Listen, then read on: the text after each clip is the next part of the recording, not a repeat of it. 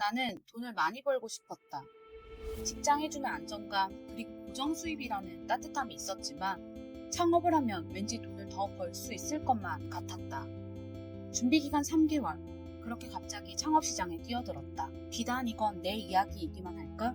내 주변에도 나처럼 돈을 벌고 싶다는 생각에 고작 몇 개월 준비하고 창업에 뛰어든 사람들이 많다. 돈 버는 방법은 정말 많다는데 그럼에도 우리는 왜 돈을 벌기 위한 방법으로 오프라인 창업을 선택하는 걸까? 1년 전쯤 내게 마케팅 의뢰를 했던 대표님 이야기를 해볼까 한다. 방송에도 꽤 자주 나오고 지역 맛집으로 이미 포지셔닝 되어 있는 집이었다. 10년 이상 음식점을 운영했고 여름에는 월 1억을 넘게 팔 정도로 성공한 맛집이었다. 이렇게 잘 되는 식당인데 고민이 있을까 싶었다. 그런데 그분이 내게 말하는 내용은 전혀 달랐다.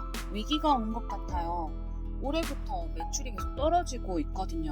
광고를 해도 예전 같지 않고 계속 이렇게 매출이 떨어질까봐 불안하네요. 직원들 월급도 맞춰야 하는데. 오프라인 창업을 한 번이라도 해본 사람들이라면 알 것이다. 고정비가 얼마나 무서운지, 혹여 직원이 있다면 매달 월급을 지급해야 하는 날짜가 얼마나 무거운지를. 그 말을 듣자마자 대표님께 물었다. 대표님, 목표 매출이 얼마인가요? 대표님의 대답은 이랬다. 큰 욕심은 없어요. 그냥 작년 정도로 다시 회복을 하는 거죠. 그리고 좀 더 욕심내자면 여기서 떨어지지 않고 계속 오르는 거고요. 분명 큰 욕심은 없다고 했다. 하지만 몇 번의 광고로 30% 가까이 떨어진 매출을 회복하고 그 후 꾸준히 상향을 하길 바라는 것. 이것이 큰 욕심이 아니라니. 그렇지만 따로 설득을 하거나 부정적인 말을 내뱉진 않았다. 대신 지금은 광고보다 숲을 볼 수 있는 장사 코어를 다시 잡는 게 더 중요한 시점이라고 말했다. 그렇다면 장사 코어란 무엇일까? 얼마 전 덕성여대에서 강의를 했다. 외식업을 준비하는 예비 창업자를 대상으로 한 강의였는데 그분들께 장사에서 가장 중요한 기본은 무엇이라고 생각하는지 물었다. 대부분은 맛, 메뉴 등의 대답이 나왔다. 연매출 45억이나 되는 막국수를 운영하는 대표님은 장사의 기본은 마인드라 말한다. 송파구에서 10억 이상 매출을 일으키는 반영구 샵을 운영하는 대표님은 장사의 기본을 실력이라 말한다. 대답은 각기 다 다르다. 사실 나 역시 장사의 코어가 무엇인지 전혀 생각해보지 않았었다.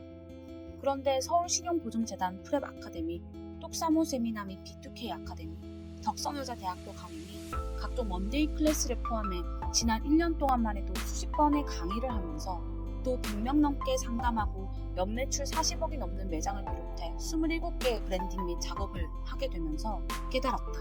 왜 과거의 내 장사가 돈 벌고 돈 넣기 같은 무한 쳇바퀴를 돌 수밖에 없었음을 말이다. 장사 코어를 깨닫고 나서 장사를 보는 시각이 완전히 바뀌기 시작했다.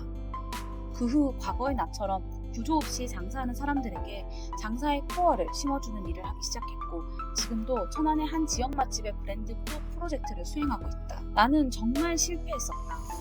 모든 게 무너지는 경험을 했었다. 만약 내가 그때 장사 코어를 길렀더라면 나는 그 시간과 돈을 그렇게 허무하게 날려버리진 않았을 거라고 확신한다. 그리고 지금 이걸 듣고 있는 여러분께 내가 수억을 날리며 깨닫고 그리고 일어섰던 그 시간의 핵심을 선물하고자 한다. 지금부터 할 이야기는 돈 버는 장사가 될 수밖에 없는 자영업 코어 세우기에 관한 이야기이다. 그럼 이제 본격적인 내용에 들어가 보자. 네, 앞은 좀 무거운 분위기로 시작을 했는데 너무 어두운 이야기는 아니고요. 단 15분 안에 어떤 업종이든 상관없이 돈 버는 자영업 구조를 설명하려고 해요. 일단 자영업의 사전상 의미는 회사와 법인 등을 설립하지 않고 스스로 하는 사업 또는 자신이 직접 경영하는 사업이에요. 대부분은 대표님이라고 하면 고작 동네 장사 조그맣게 하는 건데 대표는 무슨요 이런 소리를 하시거든요. 그런데 이제 이 영상을 보시고 나서는 이런 말은 절대 넣어두세요. 장사 코어를 기르기 전에 진짜 믿다는 여러분의 정체성에 대한 정의를 다시 하는 거예요. 그래서 이 영상을 보시는 지금부터는 정체성을 나는 한 사업체를 이끄는 대표다라고 스스로 정의를 해주셔야 되는 거죠. 그리고 제가 오늘 말씀드리고 싶은 장사 코어의 본질을 한 문장으로 정의하자면 바로 욕구 메시지의 수립입니다. 이 내용을 풀어서 쉽게 말해볼게요. 어떤 비즈니스건 사람의 마음을 살 수만 있다면 그 비즈니스는 성공한다고 해요. 불과 얼마 전 일인데 5cm 커 보이는 스커트라고 해서 키장녀, 하체 비만녀 주목 이런 문구가 있더라고요. 사실 옷을 사고 싶다는 생각을 그 당시에는 전혀 안 했었거든요. 그런데 이걸 사면 왠지 나도 저 사람처럼 커 보이겠지? 날씬해 보이겠지? 라는 메시지가 느껴지니까 저도 모르게 구매를 했어요. 이건 제 평소 잠재 욕구를 건드려서 구매로 이어지게 한 사례가 아닐까 생각해요. 사실 저는 늘 제가 다리가 좀 날씬해 보이고 싶고 또 키가 커 보이고 싶다라는 욕구가 있거든요. 이렇듯 내가 팔고 싶은 대상의 욕구를 겨냥해서 메시지를 줄 수 있도록 설정하는 것이 바로 장사 코어의 핵심이자 뿌리예요. 물론 여기서 주의해야 할 점은 가장 광고는 절대 안 된다는 거예요. 자영업 브랜딩의 핵심은 결국 재구매로 이어지게 하는 건데 이 쇼핑몰로 다시 돌아오자면 제가 가지고 있던 잠재의식 속 욕구를 건드려서 결국 제가 구매를 했잖아요? 그런데 막상 입어보니까 딱히 키가 커 보이지도 않고 날씬해 보이지도 않는다면 차별성이 없는 거죠. 다른 데서 사도 되니까요.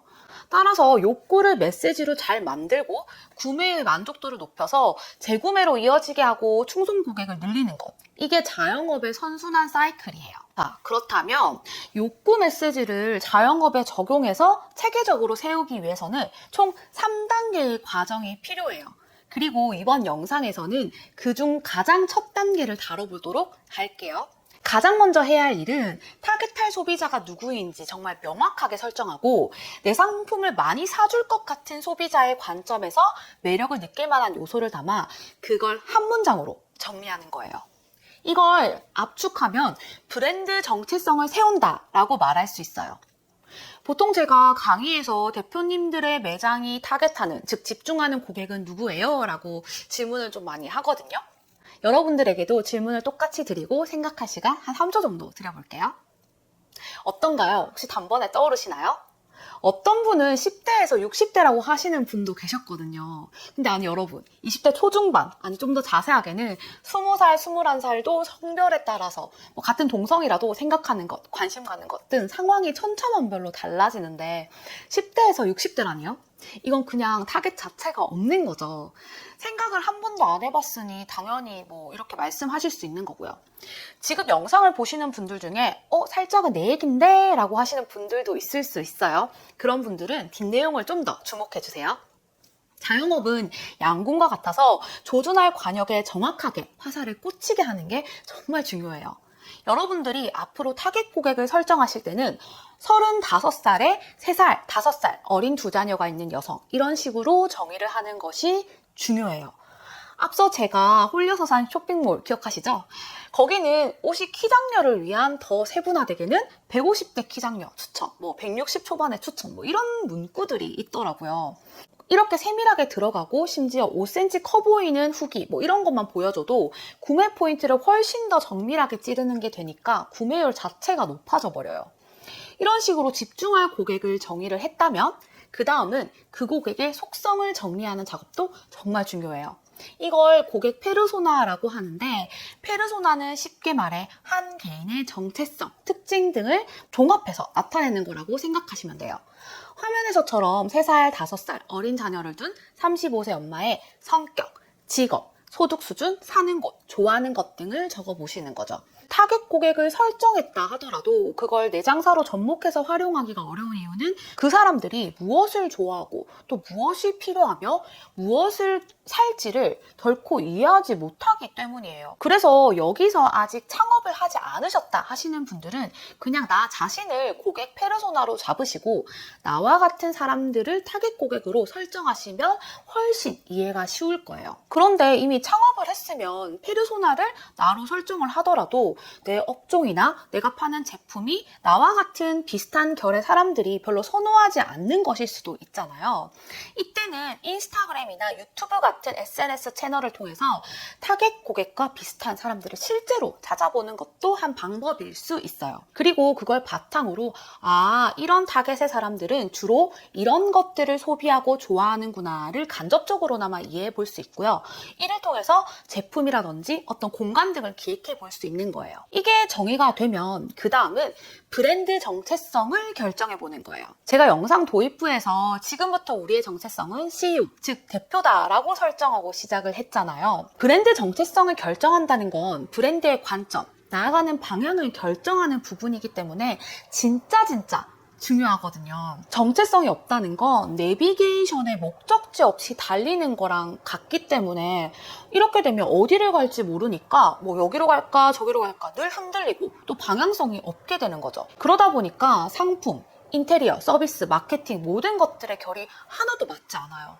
그래서 여러 채널을 통해서 광고를 한다 하더라도 타겟 고객에게 집중시킬 수 있는 욕구 메시지가 빠져 있으니까 그냥 무작위로 광고를 하는 거거든요. 그리고 제가 아까 브랜딩 선순환 사이클은 결국 재구매와 충성 고객의 확보라고 했잖아요. 그런데 매출이 안 나오는 가게는 기본적으로 재구매가 잘 이루어지지 않다 보니까 매출이 견고하지 않아요. 그래서 광고를 안 하게 돼버리면 매출이 확 죽어버리는 거죠. 제가 3년 동안 마케팅 비용만 거의 8천만 원 쓸 수밖에 없었던 이유도 사실 엄밀히 말하면 광고인데 브랜드 정체성이 정의되지 않았으니까 방향성이 없었고요.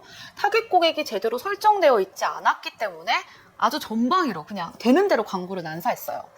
당연히 충성 고객 확보도 힘들었고 재구매율도 현저히 낮다 보니까 우리 가게를 알리지 않으면 매출이 죽어버렸고요. 결국 광고 무한 사이클에 빠져서 좀 잘 되는 달에 돈을 벌어서 광고하고 이런 식으로 돈 벌고 돈 넣기 구조가 됐어요. 그렇다면 여러분, 브랜드 정체성은 무엇일까요? 대표적인 사례로 설명드려 볼게요. 유명한 아웃도어 브랜드인 파타고니아의 정체성은 우리가 사는 지구를 보호하는 아웃도어 브랜드예요. 그러다 보니까 파타고니아는 환경 책임, 보호활동 이런 것들을 모든 제품과 활동에 반영하고 있고요. 카페 최강자 스타벅스는 어떨까요? 스타벅스의 정체성은 편안한 공간과 고객 경험이에요. 스벅커피 원두는 강배전이라 쓴맛이 나서 호불호가 다소 있거든요. 그럼에도 스타벅스 자체가 1위로 점유할 수 있었던 건 편안한 공간이 주는 매력과 고객 경험의 핵심 가치를 두었던 그런 점들이에요. 지속적인 프로모션을 하고 또 진동벨을 사용하지 않고 고객 네이밍 커스터마이즈 한다든지 등의 노력으로 나타나게 되는 거죠. 그럼 개인 매장에서는 브랜드 정체성을 어떻게 정의해 볼 수 있을까요? 저희 동네 초등학교 앞에 카페가 하나 있어요. 이분이 장사를 참 잘하시는데 여기는 초등학교 앞이고 또 학원 가다 보니까 애들을 등원시키고 또는 학원을 보내고 나서 엄마들이 좀 자주 방문을 하더라고요. 저도 단골이라서 사장님과 이런저런 말을 하다 보니까 어느 날 사장님이 신메뉴 고민을 하시는 거예요. 그래서 이런저런 이야기를 한참 듣다가 제가 말씀을 드렸어요. 사장님, 여기 카페를 우리 동네 엄마들의 휴식 공간이라고 생각하고 메뉴를 좀 기획해 보시는 건 어떨까요? 엄마들이 많이 방문하는 데는 사장님도 너무 친절하시고 무엇보다 왠지 이 공간이 좀 다른 카페에 비해서 정겨운 느낌이 있거든요. 한 달 뒤에 가보니까 사장님이 1인 크로플 세트를 기획을 하셨더라고요. 엄마들이 좀 가볍게 먹을 수 있는 디저트 메뉴를 구성해 봤는데 반응이 꽤 괜찮다고도 하셨고요. 어떠세요? 당장 매출을 떠나서라도 브랜드 정체성이 생기면 내가 무엇을 해야 할지, 어떻게 해야 할지 길이 보이기 시작하는 거예요. 옆 가게가 잘 된다고 벤치마킹하고 SNS에서 유행하는 메뉴라고 제품이라고 따라하고 이런 것들이 매출이 안 오르는 이유도 여기에 있고요. 정리하자면 이번 영상에서는 장사 코어 기르기에서 가장 핵심이 되는 자영업 브랜딩 선순환 구조와 욕구 메시지를 실현하는 1단계에 대해서 말씀을 드렸어요. 그리고 욕구 메시지를 수립하는 데 필요한 요소 3가지는 타겟 고객 설정, 고객 페르소나 확립 및 브랜드 정체성이라고 정리할 수가 있고요. 그리고 너무 내용이 길어져서 2, 3단계는 다음 영상으로 준비하려고 해요. 후속 내용은 더 진한 엑기스와 인사이트가 가득가득 할 거니까요. 이번 영상이 정말 도움이 되셨다면 꼭 놓치지 말고 들어주시면 반드시 도움이 될 거라고 확신합니다. 이상 올바른 장사의 정보를 전하는 자영업 정보 디렉터 워런이었습니다. 오늘도 들어주셔서 감사합니다.